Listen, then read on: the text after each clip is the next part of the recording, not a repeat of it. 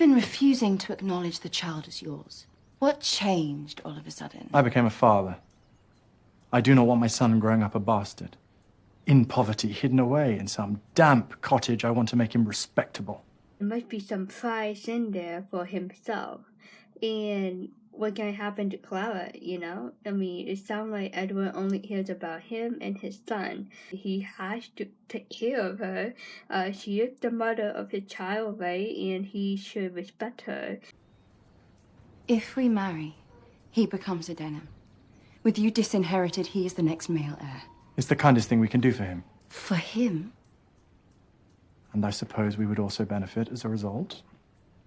Lady Denham, she hadn't talked about the future of this baby, right? We don't know just yet, like, if Clara and the baby will stay on Lady Denham property for life, or like, you know, what's gonna happen to the baby, where Clara gonna live. Like, she actually needs her own place to live and raise this boy and be an actual mom to this boy and not depend on anyone else.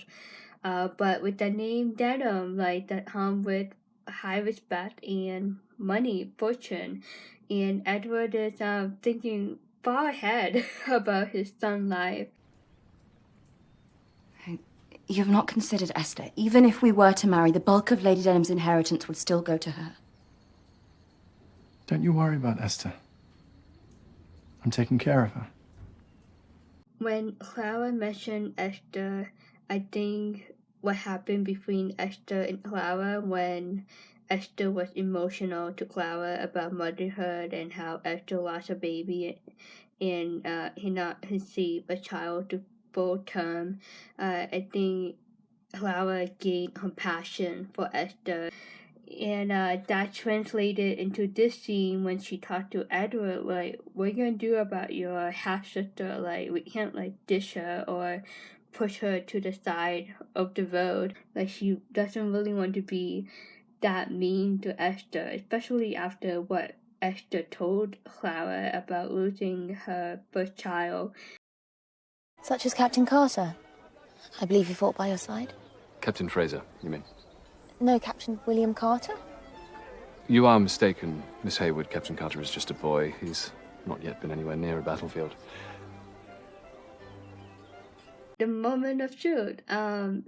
Charlotte finds out first that Carter been lying all the time. I mean, Fraser already knew, but outside of Fraser, Charlotte is the first person to find out that Carter might possibly been lying about himself all along since the very beginning, or maybe just one lie. So Charlotte started to think like, okay, this is not good. I need to protect my sister. I trust Leonard. Like, he sounds very serious, like very truthful. Like, as a colonel, like, you wouldn't get those details wrong. So Charlotte, like, okay, I'm gonna go with Leonard's words on this one. So that must mean that Carter lied to Allison. So as an older sister, you're very protective of your younger siblings, right? And when it comes to love and future spouses of your sibling, like, you want to protect your sibling and make sure that they marry the right person. And she knows that Allison and Carter are getting very serious and that a proposal might be happening really soon. My dear Allison, would you care to take a walk? There is something I must ask you. Of course. Carter, the men are waiting for you to take up the bow. You may have my turn, Fraser. This is supposed to be the beginning of part 4 review for this episode, but there were some technical difficulties, so let's just go along with it. This scene, Fraser has his eyes all over Allison and Carter, and he basically eavesdropped their private conversation, and you knew from this moment, you're like, okay, he's gonna do something to try to delay or hopefully postpone this upcoming engagement that might happen between Carter and Allison. Ah, I am not half the archer you are. I would love to see you lose an arrow. A walk can wait a couple of minutes, can it not? Very well. And then we will remove ourselves from this company. Thankfully, Allison wanted to see how to shoot an arrow, but that's just gonna save Fraser only probably 10 minutes top of saving grace period for him, and afterward the proposal is going to happen. But also at the same time, Harder had a sense of what Fraser was trying to do. Just by that look on his face, at the end of this clip, he's like, yeah, Fraser trying to prevent me from proposing to Allison.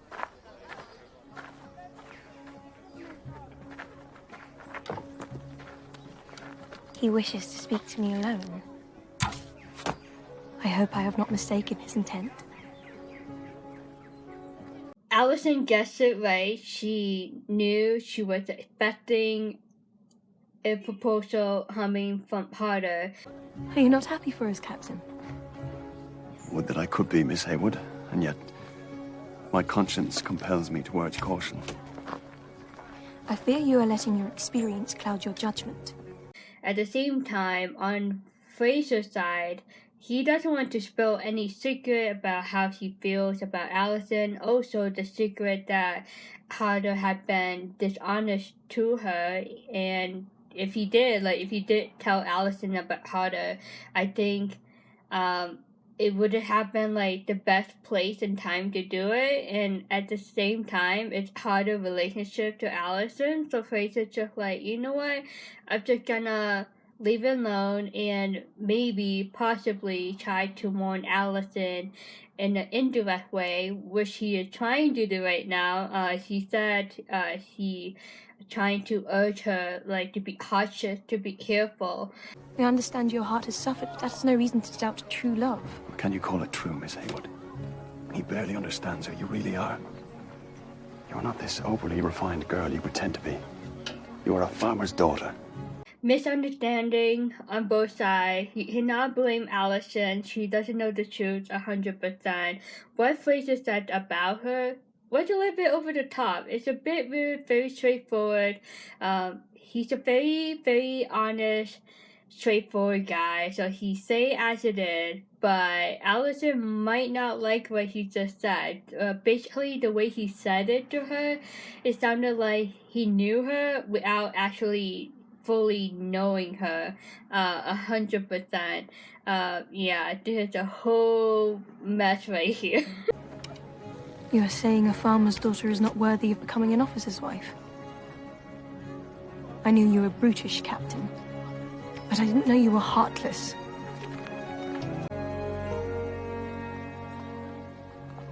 Allison asked him that question, and I think it struck something inside of him. I think he realized what he said, the comments about her being a farmer daughter and how she doesn't know anything about true love. I think he realized what he said he shouldn't have said. His comments to her hurt her, so she attacked him back by asking him that question. And also, while he realized, what he said, he shouldn't have said, I think he also realized that when she asked that question, oh shoot, she could have been an officer wife to Fraser too instead of Harder. I mean, she can pick any guy in the army and become an officer wife, right? So he's he shouldn't have belittled her. He shouldn't have judged her. He shouldn't say those rude things. I mean, technically, they were very offensive toward her, and she felt hurt. So she attacked him back, and she had every right to do so. And they basically released their feelings and frustration and emotion to each other in this conversation without Allison realizing that Fraser likes her too. And on the other hand, though, it doesn't look like Allison liked Fraser the same way that he does like her. That's another important thing, Allison just sees Fraser as a possible good friend, sidekick to Harder, and at the same time she was trying to get some insight from Fraser, like, hey, is your friend gonna propose to me? Like, give me the details, like, so I can be prepared and so forth.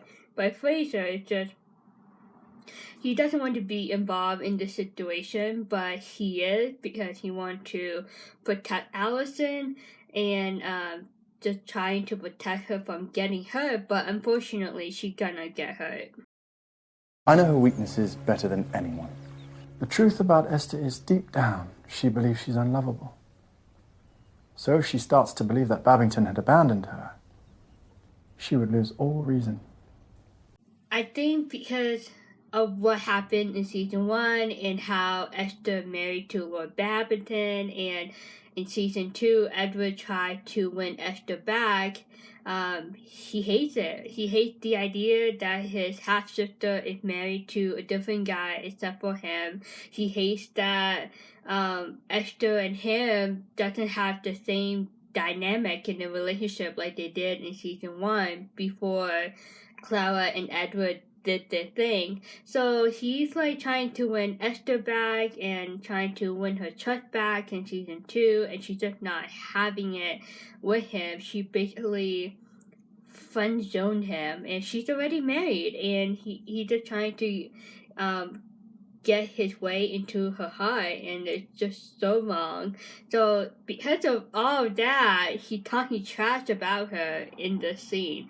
And keep in mind, he has all the letters that Lord Babington been sending to Esther, and Esther had no clue why Lord Babington hasn't sent her a letter in many days now. It's just because all the mails are being filtered by Edward, and he has access to all those letters. And our aunt is not going to leave her money to someone whose faculties are in doubt. Babington loves her. Why would he abandon her? It's tragic, really. Once he discovered that she couldn't provide him with an heir, he lost all interest. He hasn't written to her in weeks. I thought maybe he opened them and maybe found out that Esther lost the baby, or she had trouble conceiving a child. So I thought he already kind of knew that from reading the letters, or maybe he never opened them. How do you know? I didn't. Though I had my suspicions. Thank you for confirming it.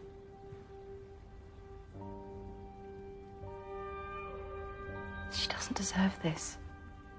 She's been kind to me. But unfortunately, Clara confirmed she filled the secret about Esther's journey to motherhood, so that's not good. And Esther did not tell Edward just because she just had enough drama with him. Your friendship is very touching. But rest assured, she bears no love for you. At first, Clara is on Esther's side. She's like, why do we have to involve Esther in this situation, in the game plan that Edward created?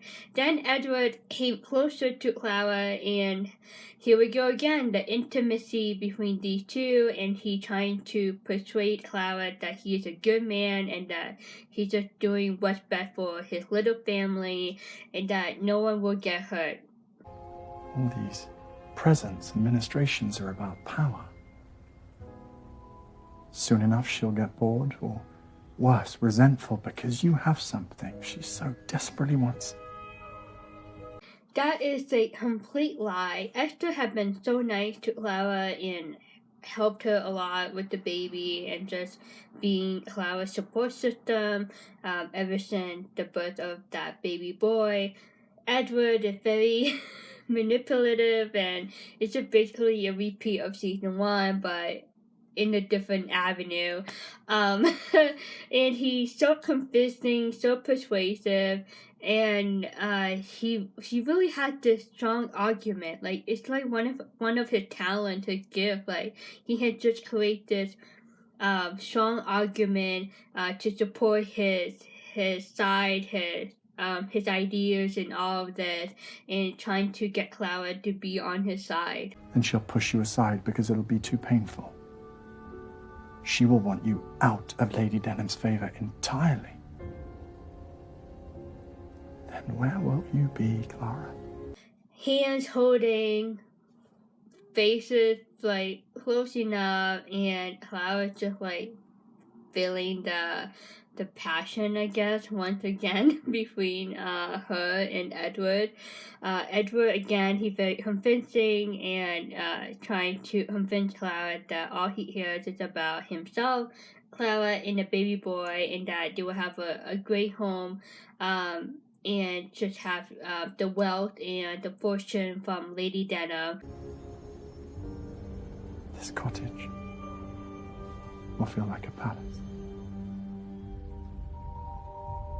I don't think Lady Denham will easily give in to this idea.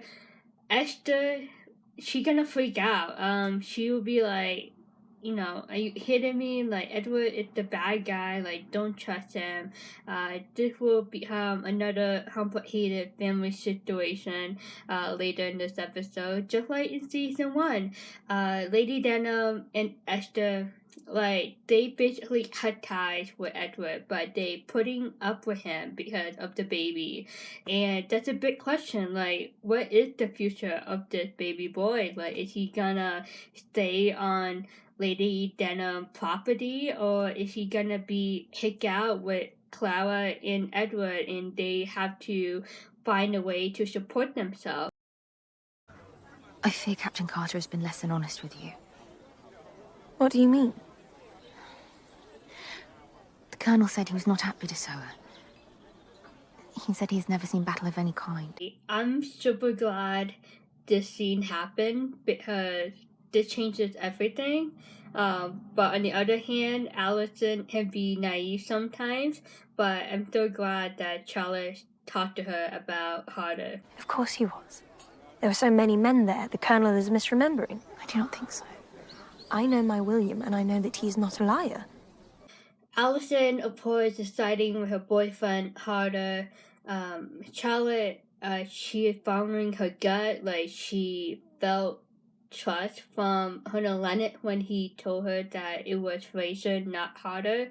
I mean, someone is lying. You and Captain Fraser are just jealous of what we have. I'm not going to let 2 bitter, loveless cynics spoil my happiness. Alison, you cannot 3 loveless cynics. Alison. It's really sad that Allison is not considering in asking Harder about this. I know she has every right to support her boyfriend and to be on his side. Like, I get that, but like, it should be half and half. Like, you know, Charlotte is your sister, so maybe you should think twice and kindly ask Harder about it and just have that honest conversation with him. Charlotte's just trying to be that protective older sister. There's nothing wrong with that. And Georgiana, she's just trying to be there as a friend to Allison, and Allison's just feeling betrayed, deserted by the people that she loved in her life, and she's just like, why is no one supporting her relationship with Harder?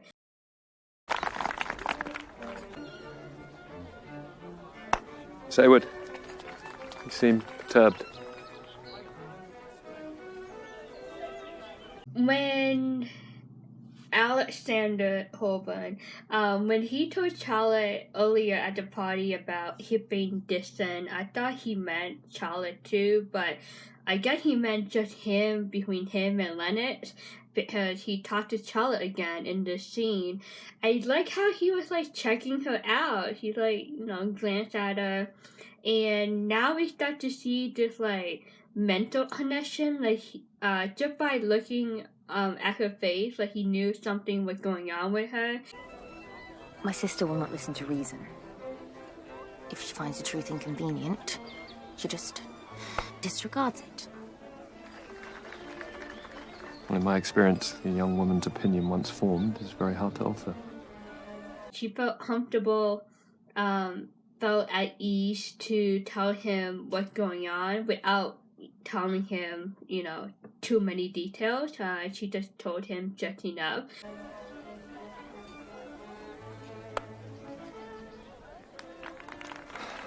been a decade since I found myself on occasion such as this.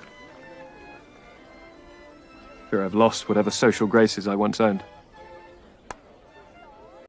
How he opened up about this, like, it's the beginning, and Charlotte just, like, let him be, like, allow him to say it. She hasn't even asked him, you know, to tell her the whole story about what happened in the past with Leonard. She really doesn't want to bother him on that. I think she wants to give him the space to express freely of how he feels seeing Lennox at the party, and also the space to decide if Mr. Heybourne do want to tell Charlotte about his past with Lennox, or if he doesn't want to. I think she's gonna respect him for that, like whatever he wants to do about the topic of Lennox, and if he's going to tell his side of the story to her. Perhaps you can remind me how to hold a conversation. I thought you had employed me to teach the girls, Mr. Colburn. Not you.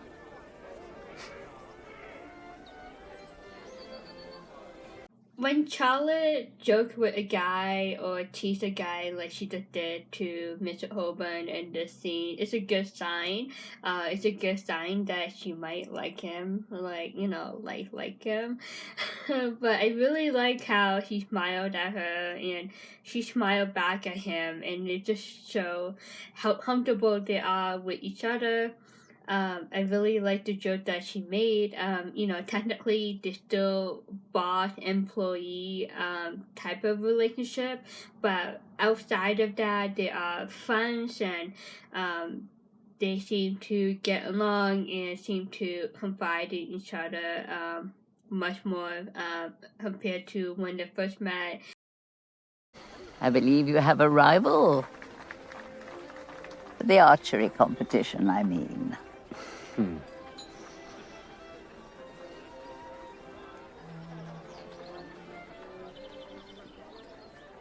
If you remember season 1, at the end of season 1, at Lord Babington and Esther's wedding, Lady Denham told Charlotte something like, "You're still single, like no guys capture your heart."